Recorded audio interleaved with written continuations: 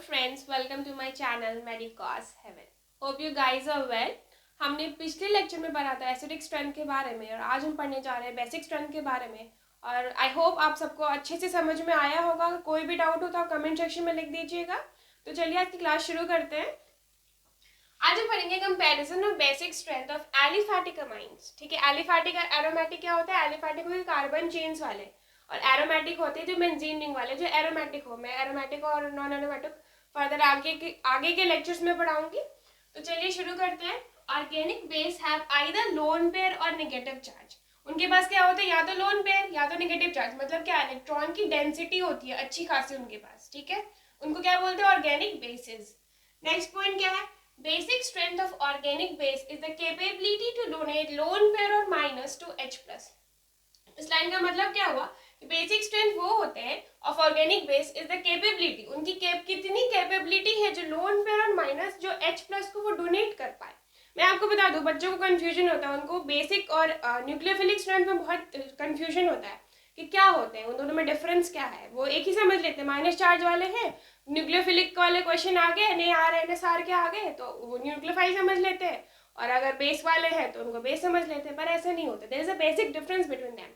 I tell you, organic bases क्या होते हैं कि जो जैसे कोई भी माइनस चार्ज या लोन पेयर वाले कोई भी कंपाउंड आपको दिया है, अगर वो H+ एक्सेप्ट कर रहा है, आई एम टेलिंग कि ओनली H+ एक्सेप्ट कर रहा है, तब वो ऑर्गेनिक बेस कहलाएगा। वो जो माइनस चार्ज वाला है, लोन पेयर डेंसिटी वाला, जो भी आपके पास मॉलिक्यूल या कंपाउंड दिया है, ठीक है।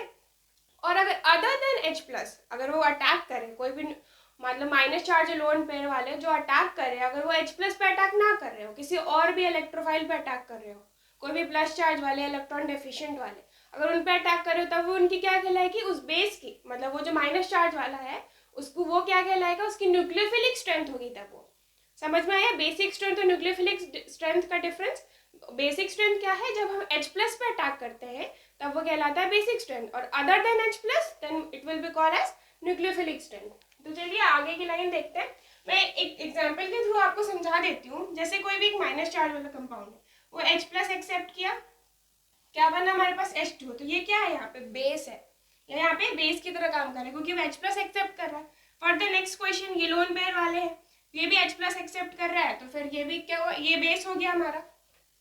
ऐसे अमाइन आपका ले लो, लोन पेयर है, H+ एक्सेप्ट कर रहा है, ये क्या हो गया? अब आप देख लो कि अगर मेरा प्लस चार्ज यहाँ पे ज्यादा स्टेबल हो रहा है, अब एक पॉइंट मैंने मेंशन किया है, in other words greater the stability of cation more the basic is the amine. अब आप सोचो, हमने प्लस चार्ज एक्सेप्ट किया, जो कटायन हमारा फॉर्म हुआ, अगर वो बहुत ज्यादा स्टेबल हो रहा है, इट मीन्स कि जो हमारा बेस कंपाउंड है, जो बेस हमारे पास है, वो बहुत ज्यादा अच्छा बेस है, तभी तो वो ज्यादा अच्छे से H+ एक्सेप्ट कर पाएगा। इट मीन जो भी हमारे पास प्लस चार्ज, हमने देखो एसिडिक स्ट्रेंथ में हमने क्या पढ़ा था? माइनस चार्ज की स्टेबिलिटी, ठीक है। और बेसिक स्ट्रेंथ में हमने क्या देखना है? प्लस चार्ज की स्टेबिलिटी, कि प्लस चार्ज कैसे स्टेबल हो पाएगा, कैसे। अब आप देखो, हमने माइनस एसिडिक स्ट्रेंथ में माइनस चार्ज की स्टेबिलिटी में क्या था कि हमें माइनस चार्ज को विड्रॉ करना था, मतलब इसको स्टेबल करना था। कैसे कर पाओगे? विड्रॉ करके। वो कैसे होगा? -M या फिर -I वाले ग्रुप्स, ठीक है, जो विड्रॉइंग पावर वाले होंगे। और प्लस चार्ज में क्या है? +M या +I वाले ग्रुप्स, जो उसको इलेक्ट्रॉन दे पाएंगे कि प्लस चार्ज अच्छे से स्टेबल रह पाए। अब डेफिशिएंसी है तो उसको दोगे ना भाई तुम, ठीक है। आप समझ रहे हो पॉइंट? चलो नेक्स्ट पॉइंट क्या है? ये सारे पॉइंट्स NCERT के, मैं अपने मन से कुछ नहीं पढ़ा रही, ये सारे NCERT के पॉइंट्स हैं। मैंने इंपॉर्टेंट पॉइंट्स आपको लिखवा दिए हैं जो आपके नीट के एग्जाम में, जेईई के एग्जाम में डायरेक्ट पूछने वाले, ठीक है। आपको बोर्ड्स देना, आपके बोर्ड्स में भी बस स्टेटमेंट लिखना होगा आपको, ठीक है।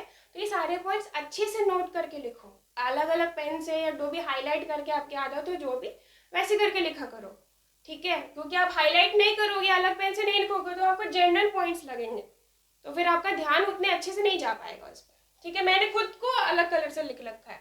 चलो, in physical state of amine is not mention in the question. अगर क्वेश्चन में कुछ नहीं लिखा, जनरल अमाइन दिया हुआ है, तो क्या कंसिडर करेंगे अमाइन को? लिक्विड, क्योंकि रूम टेम्परेचर पे अमाइन क्या होती है? लिक्विड होती है। ये पूरा पॉइंट मैं बोल दे रही हूँ। If physical state of amine is not mention in the question then consider liquid state because generally amines are liquid at room temperature. अगर आपको कोई भी टेम्परेचर ना दिया हो क्वेश्चन में, ठीक है, टेम्परेचर जैसा होता है एक पर्टिकुलर लिखा होता है 0 डिग्री सेल्सियस 120 150, अगर मेंशन ना हो तो क्या कंसिडर करेंगे उसको रूम टेम्परेचर। रूम टेम्परेचर पे अमाइन क्या होता है लिक्विड। चलिए पॉइंट पूरा अच्छे से नोट कर लीजिए, फिर मैं आगे और भी पॉइंट्स लिखवाऊंगी आपको, फिर मैं क्वेश्चंस कराऊंगी जिससे आपके पूरे बेसिक स्ट्रेंथ कंप्लीट हो जाएगी। तो चलिए लिख लीजिए। चलिए अब आगे का पॉइंट देखते हैं। In gaseous phase of amine basic strength depends upon electronic effects that is I effect. मतलब अगर मान लो मैंने क्या बताया, नॉर्मली अगर कुछ ना दिया हो तो क्या मानेंगे रूम टेम्परेचर लिक्विड मानेंगे अमाइंस को, लेकिन अगर लिखा है गैसियस फेज मेंशन करके दिया क्वेश्चन में, तो क्वेश्चन को किससे सॉल्व करना है फिर इलेक्ट्रॉनिक इफेक्ट्स, उसमें भी किससे आई इफेक्ट से। अब सोचोगे मैम ने क्यों बता रही है, क्या मतलब है इनके बताने का कि गैसियस फेज में क्या होगा, इससे ऑर्डर डिटरमाइन कर पाएंगे हम, और मैं आगे बताऊंगी आपको ऑर्डर भी बताऊंगी कैसे वो चेंज आया इसकी वजह से। ठीक है, चलिए नेक्स्ट क्या है। इन एक्वस स्टेट या liquid state liquid phase basic strength of amines depend upon I effect solvation effect. अब आप सोचो, अब एक्वस मतलब क्या, पानी। अब पानी में सॉल्वेशन भी होगा जिसकी वजह से कुछ चेंजेस आ जाएंगे बेसिक स्ट्रेंथ में, आई इफेक्ट भी काम करेगा, फिर स्टीरिक हिंड्रेंस भी हो सकते हैं। आप चारों तरफ से सराउंड कर लिया वाटर मॉलिक्यूल, ठीक है, तो स्टीरिक हिंड्रेंस भी हो जाएगा, और भी बहुत सारे इफेक्ट्स हैं जिनकी वजह से ऑर्डर में चेंज आएगा, मैं बताऊंगी, डोंट वरी। चलिए अभी कंसेप्ट मैंने अभी बताया है एक क्वेश्चन के थ्रू, फिर आप लिख लीजिए इसको प्रॉपर। ठीक है, RNH2 प्लस H प्लस, अब इस पे लोन पेयर ये एक्सेप्ट करेगा। ठीक है, अभी तो बेस है, अब क्या plus I effect of R, अब इसका क्या लग रहा है, R मतलब क्या अल्काइल ग्रुप, अब इसका क्या लग रहा है प्लस आई मतलब डोनेट कर रहा है, अब माइनस मतलब लोन पेयर पे और इलेक्ट्रॉन डेंसिटी बढ़ा रहे इंक्रीज कर रहे हैं। ठीक है, तो और अच्छे से H प्लस अटैक कर पाएगा। ठीक, तो क्या हुआ आई इफेक्ट ऑफ R लग रहा था यहाँ पे, दूसरा lone pair donation tendency increases, अब अच्छे से डोनेट कर पाएगा, H प्लस अच्छे से अटैक कर पाएगा उस पर। अब ठीक बेसिक स्ट्रेंथ इंक्रीज कर गया, सिंपल। नेक्स्ट अब सोचो अब अटैक अच्छे से कर रहा है तो ये अल्काइल अमोनियम कटायन जो बना वो भी मेरा स्टेबल होगा अच्छे से, तो प्लस आई ऑफ आर यहाँ भी लग रहा है, कटायन स्टेबिलिटी भी बढ़ गई, अब क्या बेसिक स्ट्रेंथ भी बढ़ गई। सिंपल, बहुत इजी है। ऑर्गेनिक पता नहीं बच्चे क्यों बोलते हैं मैम सब कुछ तो आ गया, इनऑर्गेनिक रट ली, फिजिकल हमें आती थी दिमाग लगा के कर ली, ऑर्गेनिक ही नहीं हो पाती क्योंकि इसमें दोनों ही लगते हैं, याद भी करना पड़ता है दिमाग भी लगता है। ठीक है, पर मेरे वजह से तो सब हो गया अच्छे से। चलिए इसे नोट कर लीजिए, फिर और आगे देखते हैं। चलिए अब आगे देखते हैं बेसिक स्ट्रेंथ का सीक्वेंस, कैसे हमको ऑर्डर अरेंज करना है। ठीक है, सबसे most basic compound of the organic chemistry is guanidine. It is because of after accepting H plus कौन एक्सेप्ट करेगा, ये डबल बॉन्ड वाला नाइट्रोजन। जब ये H प्लस एक्सेप्ट करता है तब जाके इसके 3 इक्विवेलेंट RS बनते हैं, 3 इक्विवेलेंट रेजोनेटिंग स्ट्रक्चर्स इसके बनते हैं, जो इसीलिए इसकी वजह से ये मैक्सिमम बेसिक हो जाता है और स्टेबल भी हो गया। अब इक्विवेलेंट है भाई तो स्टेबल तो होगा ही, और 3 बनते हैं। ठीक है, अब आप देखो कि अगर आपको कोई भी सीक्वेंस दिया है, आपको इस टाइप का कोई स्ट्रक्चर दिख जाए, उसको उठा के सबसे आगे कर दो। ठीक है, उसके बाद अब गुआनिडीन जैसा कुछ नहीं है, फिर किस पे स्विच करेंगे, लोन पे। अगर लोकलाइज्ड हो, मतलब क्या लोकलाइज का मतलब होता है वो रेजोनेंस में इन्वॉल्व ना हो। ठीक, अगर आप ही सोचो अगर रेजोनेंस में अगर वो लोन पेयर इन्वॉल्व हो गया तो क्या लोन पेयर अवेलेबल नहीं होगा H प्लस के अटैक के लिए, अब अवेलेबल ही नहीं है तो क्या हो गया, बेसिक स्ट्रेंथ कम हो गई, सिंपल सी बात है। अब आप देखो लोन पेयर अगर लोकलाइज्ड है तो फिर ये भी बात हो सकती है double bond triple bond, electronegativity कैसी है भाई, अगर sp3 की इलेक्ट्रोनेगेटिविटी सबसे कम होती है। ठीक, क्योंकि सिंगल बॉन्ड कार्बन है तो कार्बन की 2.5, ठीक, फिर sp2 2.75, फिर sp ट्रिपल बॉन्ड वाले तो कितनी होती है इसकी 3.25 होती है। तो en क्या होगा, en खींचने वाला होता है, विड्रॉइंग वाले पावर वाले होते हैं, पर हमें तो डोनेशन वाले चाहिए ताकि लोन बेड अवेलेबिलिटी अच्छी हो हमारी अगर लोकलाइज्ड है तो। फिलहाल उसके बाद अगर basic strength directly proportional to plus I, क्योंकि वो डोनर है, इलेक्ट्रॉन देता है, इलेक्ट्रॉन रिलीजिंग ग्रुप है, inversely proportional to minus I क्योंकि ये विड्रॉइंग होते हैं। अब माइनस आई जितना ज्यादा बेसिक स्ट्रेंथ उतनी कम, और प्लस आई जितना ज्यादा बेसिक स्ट्रेंथ उतनी ज्यादा।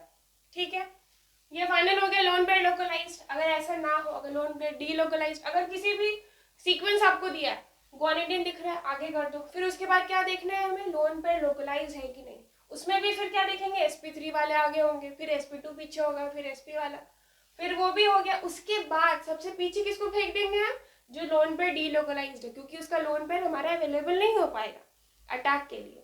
ठीक है, चलिए अब चलिए क्वेश्चन देख लेते हैं थोड़ा बहुत, ये सीक्वेंस अच्छे से याद रख लेना और इसके मैं रेजोनेटिंग स्ट्रक्चर बना के दिखाऊंगी एम इफेक्ट जब हम पढ़ेंगे तब, ठीक है। चलिए अब यहाँ पे लिख लीजिए इसे फिलहाल, 3 इक्विवेलेंट रेजोनेटिंग स्ट्रक्चर्स, मैंने शॉर्ट में लिख दिया, फुल फॉर्म करके लिख लो। चलिए अब क्वेश्चन करते हैं। अब हमें क्या चाहिए बेसिक स्ट्रेंथ के लिए, बेसिक स्ट्रेंथ का क्वेश्चन है। अब ये मत बोलना मैम आपने ऊपर तो लिखा ही नहीं किस चीज का क्वेश्चन है, बेसिक स्ट्रेंथ पढ़ रहे हैं हम आज। चलिए अब Cl क्या है, हैलोजन। हैलोजन क्या होते हैं, माइनस आई वाले ग्रुप होते हैं, वो क्या होंगे, इलेक्ट्रॉन विथड्रॉइंग होंगे, खींचने वाले, पर हमें तो नहीं चाहिए। ये क्या है, प्लस आई वाले, लिख लिया करो। मैं एक मतलब अप्रोच बता रही हूँ कैसे सॉल्व किया जाता है क्वेश्चन को इजीली, आपके कंफ्यूजन में होंगे। बहुत बार ऐसा होता है, इवन मेरे साथ भी होता था कि जैसे क्वेश्चन पूरा सॉल्व कर लिया, ठीक है, सब कुछ कर लिया, लास्ट में ऑर्डर गलत लिख दिया, ले पूरी मेहनत बेकार। ऐसे नहीं, वो इसका ट्रिक मैंने क्या अपनाया था कि जो भी क्वेश्चन में सॉल्व करती थी तो क्वेश्चन के ऊपर ही सारे इफेक्ट्स लिख दिए, ठीक है। अब लास्ट में जब सीक्वेंस निकालना हो तो जैसे नंबरिंग किया हुआ क्वेश्चन में 1 2 3, तो सबसे पहले करते करते आगे सबसे पहले उसको लिख दिया। अब यहाँ पे आप देखो H की तो 0 होती है, I 0 होती है, ठीक, और ये माइनस आई वाले होंगे, तो हमारा सीक्वेंस क्या होगा 2। अब 2 के बाद क्या देखेंगे कि कहाँ पे हमें प्लस आई वाला और दिख रहा है, अब कहीं नहीं दिख रहा, अब I 0 वाला दिख गया, मतलब 3 अब आगे होगा। अब उसके बाद किस माइनस आई सबसे पीछे फेंक देंगे, चलिए माइनस आई वाला, सीक्वेंस गलत होने के चांस ही नहीं। समझ में आया, ऐसे आपको पता भी चल गया किसका क्या इफेक्ट होगा, और करते करते ना चीजें याद हो जाती हैं कि आप सीक्वेंस लगाते रहोगे, प्लस आई वाला कौन है, माइनस आई वाला कौन है, तो टेबल भी याद रहेगा आपको अच्छे से लॉन्ग टर्म के लिए, ठीक है। चलिए नेक्स्ट पे स्विच करते हैं। अब हमने बोला, आप मैंने बताया था कार्बन क्या है, प्लस आई देने वाला है, जितना ज्यादा कार्बन चेन उतनी ज्यादा प्लस आई इफेक्ट, मतलब उतनी ज्यादा इलेक्ट्रॉन की डेंसिटी, उतना अच्छा बेसिक स्ट्रेंथ, हमें तो वही चाहिए। अब आप देखो ये क्या है, मिथाइल, ये ethyl, N propyl, normal propyl, ये क्या है N butane, N butanamine, propanamine, ethanamine, methanamine, ठीक है। अब जितनी ज्यादा कार्बन चेन उतनी ज्यादा प्लस आई बढ़ती जाएगी इलेक्ट्रॉन डेंसिटी, तो सिंपल सी बात है, सीक्वेंस क्या होगा हमारा, butane, then propane, then ethane and last में मीथेन। इसे नोट कर लीजिए, फिर मैं और क्वेश्चंस कराऊंगी। चलिए आगे आगे और क्वेश्चंस देखते हैं। ये क्या है, single bond, double bond, triple bond, electronegativity से होगा, आपको सिंपल दिख रहा होगा।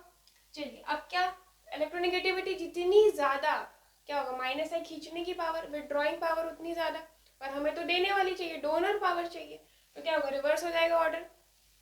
मतलब क्या, इसकी प्लस आई लगेगा यहाँ पे, यहाँ क्या है माइनस, मतलब इलेक्ट्रो En कितनी होगी यहाँ पे 2.75 होती है, ट्रिपल बॉन्ड की 3.25, और इसकी सिंगल बॉन्ड की कितनी होती है 2.5, तो ऑब्वियस सी बात है इलेक्ट्रोनेगेटिविटी से हो जाएगा। मतलब और मैंने ये भी बताया basic strength inversely proportional to minus I and minus I directly proportional to electronegativity, दो क्या हो जाएगा, En जितनी ज्यादा बेसिक स्ट्रेंथ उतनी कम, सिंपल। तो क्या हो जाएगा ऑर्डर हमारा बेसिक स्ट्रेंथ का।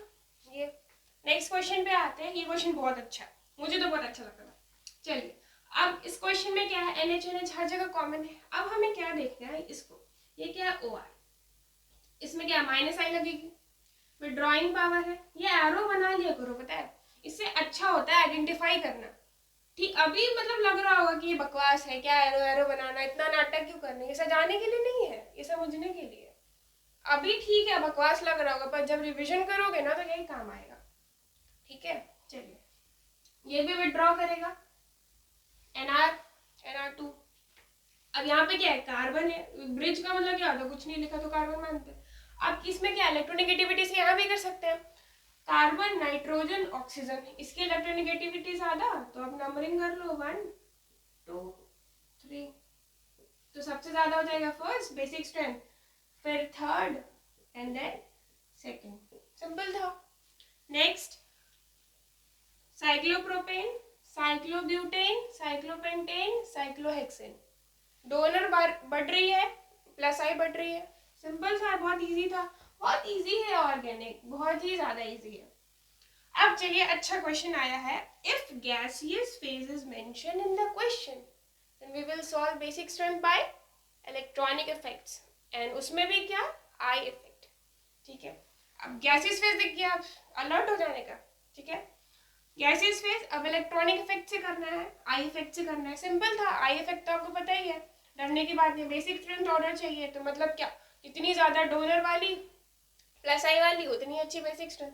ये 3 डिग्री था, 2 डिग्री था, 1 डिग्री है। अब यहाँ मैं NH2 भी लिख देती हूँ, चलो 0 डिग्री। ठीक है, तो ऑर्डर क्या हो जाएगा हमारा ये। अब इसको याद करने का तरीका मैं बता रही हूँ। सिंपल गैसेस फेज लिखा है 3 2 1 0। ठीक है, 3 2 1 0 और इसे नोट कर लो, फिर मैं और भी एक अच्छा चीज़ बता रही हूँ, चलो नोट कर लो। चलिए, अब हमने तो गैसियस फेज का कर लिया, अब एक्वस फेज का देखते हैं कि कैसे ऑर्डर होता है। इन एक्वस फेज find out basic strength order of 3 degree, 2 degree, 1 degree and 0 degree and Y. पहला है, हमने क्या क्या बोला था कि इलेक्ट्रॉनिक इफेक्ट्स लगते हैं, सॉल्वेशन इफेक्ट्स लगते हैं, स्टेरिक हिंड्रेंस लगता है, और भी फर्दर फर्दर बहुत सारे उस पर इफेक्ट्स लगते हैं, जिसकी वजह से एक्वस फेज का ऑर्डर चेंज होता है। ठीक है, चलिए देखते हैं। Due to plus I expected basic strength order is 3 2 1 0। पता है कि प्लस आई देता है, डोनर है, 3 कार्बन वाले हैं, चारों तरफ से देंगे तो ज़्यादा अच्छा होगा। सॉल्वेशन में भी वही रिवर्स हो जाता है ड्यू टू स्टेरिक हिंड्रेंस। ठीक है, अब रिजल्टेंट ऑर्डर क्या है हमारा। रिजल्टेंट ऑर्डर ये है हमारा 2 डिग्री 2 1 3 0। ये याद करने का तरीका, ये नंबर मैं लिखा रही हूँ ना, पहले क्या लिखा है 3 2 1 0 गैसेस फेज में, वो नॉर्मल है, वो तो आप आई इफेक्ट से करना है, वो तो नॉर्मल है। अब एक्वस फेज में क्या है 2 1 3 0, 2 degree 1 degree 3 degree and 0 degree. अब आप इसे नोट कर लो, फिर मैं समराइज करके प्रॉपर आपको लिखा देती हूँ, जिससे आपको याद करने में अच्छा रहे। ठीक है, आप इसे नोट कर लो पहले।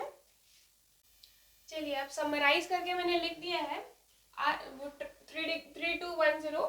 ठीक है, गैसियस फेज में क्या था 3 2 1 0। एक्वस फेज दिया, अगर CH3 है तो क्या सीक्वेंस होगी 2 1 3 0, और अगर C2H5 है तो सीक्वेंस बदल जाती है। ठीक है, तो सीक्वेंस क्या होगी 2 3 1 0।